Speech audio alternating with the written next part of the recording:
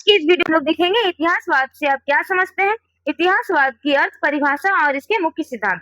पहला देखते हैं प्रस्तावना। इतिहास लेखन की तरीके और अर्थशास्त्र की दुनिया में इतिहासवाद का एक बहुत ही महत्वपूर्ण और नया दृष्टिकोण है, जिसकी शुरुआत 18वीं से 19वीं शताब्दी में मुख्य रूप से जर्मनी में हुई थी। इस विचारधारा के आने से पहले लोग इतिहास को केवल राजा महाराजाओं की कहानियां या पुरानी घटनाओं का एक ढेर मानते थे, लेकिन इतिहासवाद ने इस पूरी सोच को पूरी तरह बदल दिया और यह बात सामने रखी कि इतिहास कोई रुकी हुई चीज नहीं है, बल्कि यह एक हमेशा चलने और बदलने वाली प्रक्रिया है।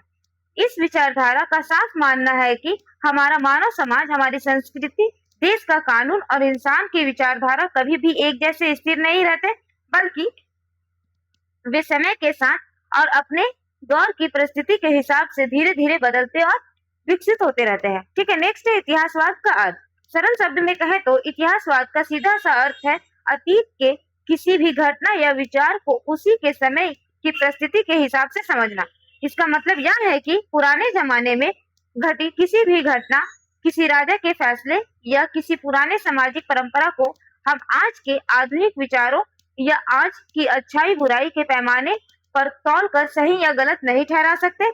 अगर हमें इतिहास की किसी भी बात को पूरी सच्चाई के साथ समझना है तो हमें अपने दिमाग में उसी पुराने युग में जाना होगा जब वह घटना असल में घटी थी। उदाहरण के लिए सैकड़ों साल पहले राजा महाराजाओं के दौर में हुई किसी फैसलों को आज के लोकतंत्र और आज के नियमों से मापना पूरी तरह गलत होगा। उसे केवल उसी समय की मजबूरियां और परिस्थितियों के अनुसार ही सही ढंग से समझा जा सकता है। नेक्स्ट है इतिहासवाद के मुख्य सिद्धांत। इतिहासवाद की पूरी सोच कुछ बहुत ही आसान और जरूरी नियमों पर टिका हुआ है, जिसका सबसे पहला सिद्धांत यह है कि इतिहास की हर घटना अपने समय की खास मजबूरियों और हालातों में पैदा होती है, इसलिए किसी भी घटना को समझने के लिए उसी समय की स्थिति और स्थान को देखना सबसे जरूरी है। दूसरा, यह माना जाता है कि हमारा समाज और संस्कृति एक बहती हुई नदी की तरह है जो हमेशा धीरे धीरे बदलती और आगे बढ़ती रहती है। तीसरी सिद्धांत यह कहता है कि विज्ञान की तरह इतिहास में कोई ऐसा पक्का नियम नहीं हो सकता जो हर देश या हर युग पर एक जैसा लागू हो, क्योंकि हर दौर की अपनी अलग जरूरतें होती है। इसके साथ ही यह विचारधारा मानता है कि इतिहास का हर एक कालखंड अपने आप में कीमती और पूरा है। हम किसी भी पुराने युग को आज के मुकाबले कमतर या खराब नहीं कह सकते। अतः यह सिद्धांत इस बात पर हमेशा ज्यादा जोर देती है कि इतिहास लिखते समय पूरी तरह निष्पक्षता और सुनी सुनाई बातें के बजाय केवल असली सरकारी कागजों और सबूतों की वैज्ञानिक जांच करके ही सच लिखना चाहिए। ठीक है, नेक्स्ट है इतिहासवाद की सीमाएं। जहां एक तरफ इतिहासवाद ने इतिहास को वैज्ञानिक और तार्किक रूप दिया, वहीं इसमें कुछ बड़ी कमियां भी थी। पहला कमी, इसमें नैतिकता के खो जाने का खतरा, क्योंकि अगर हम पुराने हर बात या क्रूर राजा के फैसलों को उस समय के हालात के नाम पर सही मानने लगेंगे तो इतिहास में अच्छे और बुरे मूल्यों का कोई जगह नहीं बचेगी। उदाहरण के लिए किसी पुराने अत्याचार राजाओं द्वारा किए गए कत्लेआम को भी लोग उस दौर के मजबूरी कहकर सही ठहराने की भूल कर सकते हैं। दूसरी बड़ी कमी यह थी कि यह विचारधारा इतिहास के हर कालखंड को बिल्कुल अलग और अनोखा मानती है। इस सोच के कारण इतिहास के पुराने अनुभवों और गलतियों से सीख लेकर भविष्य के लिए कोई सामान्य नियम या सही रास्ता तय करना बहुत मुश्किल हो सकता है। नेक्स्ट है निष्कर्ष। यह कहा जा सकता है कि कुछ कमियों के बावजूद इतिहासवाद ने इतिहास लेखन के तरीके को बिल्कुल नई दिशा और वैज्ञानिक समझ दी है। यह इस विचारधारा ने इतिहास को केवल राजाओं की पुरानी कहानियों के चुंगल से बाहर निकालकर और उसे सोच विचार के तर्क पर आधारित एक स्वतंत्र विषय बनाया। आज पूरी दुनिया में कॉलेज और विश्वविद्यालय में इतिहास पढ़ाने और लिखने का तरीका अपनाया जाता है, जिसे सबूतों के अच्छे से जांच करना, बिना किसी भेदभाव या पक्षपात के पूरी तरह निष्पक्ष रहना और किसी भी बात को उसके समय के हालातों के हिसाब से समझना, वह पूरी तरह से इतिहासवाद की देन है। ठीक है। ग्रीक रोमन इतिहास लेखन से आप क्या समझते हैं, इसके उद्देश्य और प्रमुख विशेषताएं। ठीक है, पहला देखते हैं प्रस्तावना। प्राचीन काल में इतिहास को केवल काल्पनिक कहानियों, कविताओं या देवी देवताओं के चमत्कारों के रूप में देखा जाता था, लेकिन इन सब से अलग हटकर इतिहास को एक तार्किक, व्यवस्थित और वैज्ञानिक रूप में लिखने की शुरुआत प्राचीन यूनान और रोम में हुई। ठीक है, इसी लेखन पद्धति में को ग्रीक रोमन इतिहास लेखन कहा जाता है। इसे मुख्य रूप से दो भागों में समझा जाता है। पहला है यूनानी इतिहास लेखन, जिसकी शुरुआत 5वीं शताब्दी में हुई थी। इसमें हेरोडोटस को इतिहास का पिता माना जाता है, क्योंकि उन्होंने पहली बार घटनाओं की असली खोजबीन की थी। और उसके बाद थ्यूसिडाइडिस ने इतिहास को पूरी तरह से वैज्ञानिक आधार दिया। दूसरा भाग है रोमन इतिहास लेखन, जो यूनानी कला से ही प्रभावित हुआ था, लेकिन इसका विकास रोमन साम्राज्य के दौरान हुआ। इसमें लिवी, टैसिटाइस, पॉलिबियस जैसे महान इतिहासकारों ने अपना महत्वपूर्ण योगदान दिया। नेक्स्ट है ग्रीको रोमन इतिहास लेखन का मुख्य उद्देश्य। प्राचीन ग्रीस और रोम के इतिहासकारों का सबसे पहला उद्देश्य इंसानों द्वारा किए गए महान कार्यों एवं ऐतिहासिक युद्ध की यादों को अमर बनाना था। हेरोडोटस का मानना था कि समय के साथ इंसान की बड़ी बड़ी उपलब्धियां गायब हो जाती है, इसलिए उन्हें लिख कर आने वाली पीढ़ियों के लिए सुरक्षित रखना बहुत जरूरी है। इसके साथ ही इस लेखन का एक अन्य मुख्य उद्देश्य समाज में देशभक्ति की भावना जगाना था। विशेष रूप से रोमन इतिहासकारों ने अपने लेखन के माध्यम से रोम साम्राज्य की शक्ति और संस्कृति को पूरी तरह दुनिया में सबसे महान दिखाने का प्रयास किया, ताकि नागरिकों में अपने देश के प्रति गौरव की भावना बनी रहे। दूसरी ओर इस इतिहास लेखन का एक व्यवहारिक उद्देश्य भविष्य में राजाओं, नेताओं और राजनीतिक शिक्षा देना भी था। थ्यूसिडाइडिस जैसे विचारकों का मानना था कि इतिहास खुद को दोबारा दोहराता है, इसलिए अतीत की राजनीतिक को बड़ी गलतियों को लिखकर वे आने वाली पीढ़ियों के नेताओं को एक सबक देना चाहते थे, ताकि वे सही निर्णय ले सके। इसके अलावा उनका उद्देश्य इतिहास को केवल कहानी की तरह लिखना नहीं था, बल्कि घटनाओं के पीछे छुपे हुए असली कारणों, जैसे कई युद्ध क्यों हुआ और साम्राज्य क्यों गिरा, को पूरी सच्चाई और तर्क के साथ खोजना था। नेक्स्ट है ग्रीको रोमन इतिहास लेखन की मुख्य विशेषताएं। ग्रीको रोमन इतिहास लेखन को आधुनिक इतिहास का नींव माना जाता है, क्योंकि इसमें कई अनूठी विशेषताएं थी। सबसे पहला विशेषता इसका मानव केंद्र दृष्टिकोण था। इसमें पहले इतिहास में देवताओं और चमत्कारों का महत्व दिया जाता था, लेकिन इस काल में इतिहासकारों ने पहली बार इतिहास का केंद्र इंसानों के फैसलों और उसकी कूटनीति को माना। दूसरी विशेषता इसकी तार्किक और धर्मनिरपेक्षता थी, जिसमें अंधविश्वास को दूर रखकर घटनाओं के पीछे कार्यकरण संबंध जैसी सेना की कमजोरी या गलत रणनीति को खोजा गया। तीसरी विशेषता साक्ष्यों और अनुसाधन पर बल देना था।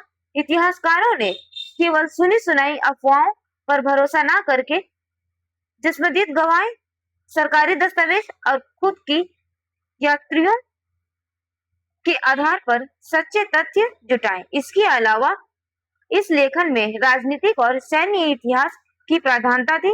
नेक्स्ट है प्रमुख इतिहासकारों का योगदान। ग्रीक रोमन इतिहास लेखन में समृद्ध बनाने में कई इतिहासकारों का योगदान रहा है, जिसमें से दो सबसे प्रमुख नाम निम्नलिखित हैं। पहला है हेरोडोटस। इन्हें इतिहास का पिता कहा जाता है। इन्होंने द हिस्ट्रीज नामक पुस्तक लिखे थे और इतिहास को केवल कहानी के बजाय खोज या अनुसाधन के रूप में स्थापित किया। नेक्स्ट है थ्यूसिडाइडिस।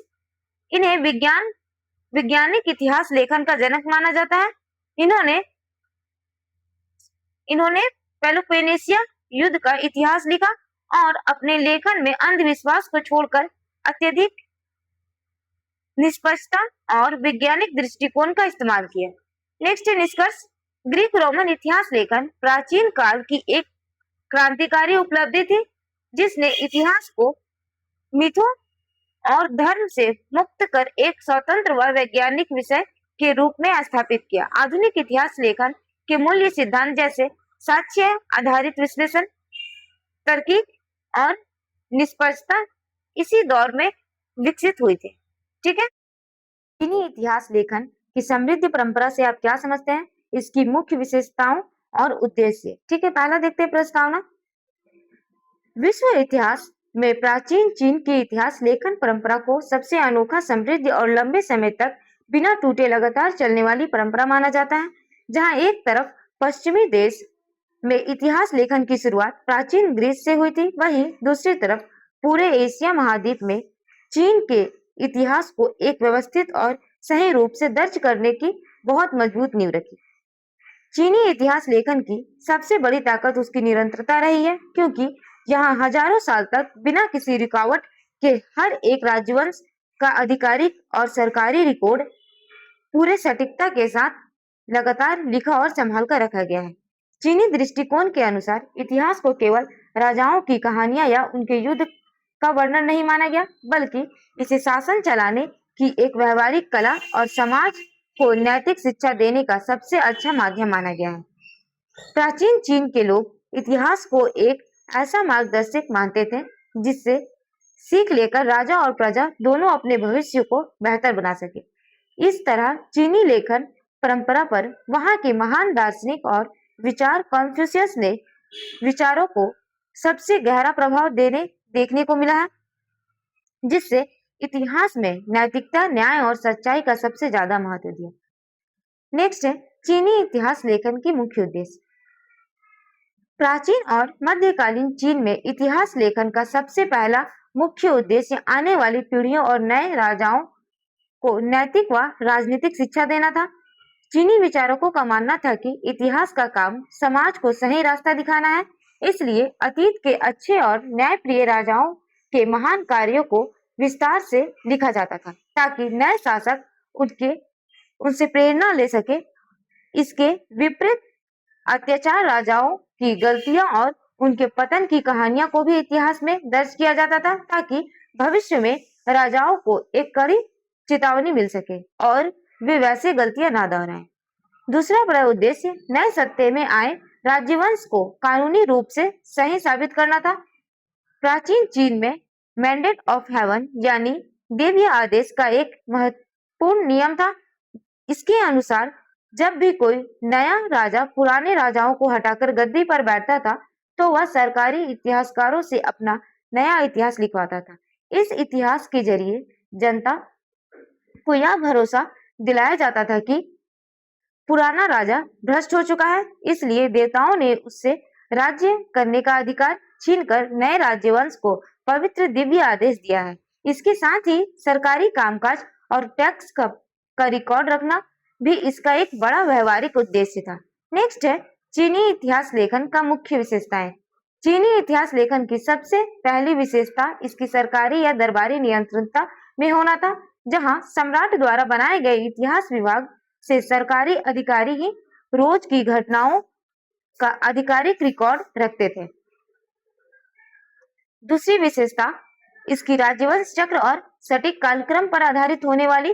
चीनी इतिहासकारों के पास कागज और खगोलीय गणनाओं के कारण तारीखों को बिल्कुल सही दर्ज करने का बेहतरीन कैलेंडर था, और वे इतिहास को राजवंशों के उत्थान पतन के रूप में देखते थे। इसके अलावा इस पूरे लेखन पर कन्फ्यूशियस के विचारों का गहरा प्रभाव था, ठीक है, जिसमें राजा के नैतिक कर्तव्यों, न्याय और सच्चाई को सबसे ज्यादा महत्व दिया गया, जिसने आगे चलकर जापान और कोरिया जैसे देशों के इतिहास लेखन को भी प्रभावित किया।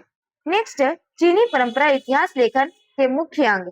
चीनी पारंपरिक इतिहास लेखन को अधिक प्रामाणिक बनाने के लिए इसके कुछ विशेष अंग हैं, जिसमें सबसे प्रमुख 24 इतिहास की परंपरा थी, जिसके तहत हर नए राज्यवंश अपने से पीछे राज्यवंश का एक आधिकारिक इतिहास लिखवाता था। दूसरी बड़ी बात अभिलेखों को सुरक्षित रखने की परंपरा थी। राजा के दरबार में दो अलग अलग इतिहासकार होते थे, जिनमें से एक राजा के भाषण लिखता था और दूसरा उनके कार्य दर्ज करता था। इसने राजा के जीवित रहते कोई नहीं देख सकता था, ताकि इतिहास पूरा तरह निष्पक्ष रहे। इसके अलावा इसमें नैतिक न्याय की परंपरा शामिल थी, जहां इतिहासकार को केवल लेखन नहीं बल्कि एक न्यायाधीश माना जाता था। जो कॉन्फ्यूशियस के नियमों के आधार पर राजा के अच्छे बुरे कर्मों का फैसला करता था। ठीक है, नेक्स्ट है निष्कर्ष। यह कहा जा सकता है कि कुछ सीमाओं और सरकारी दबाव के बावजूद प्राचीन चीनी इतिहास लेखन परंपरा मानव सभ्यता की एक बेजोड़ उपलब्धि है।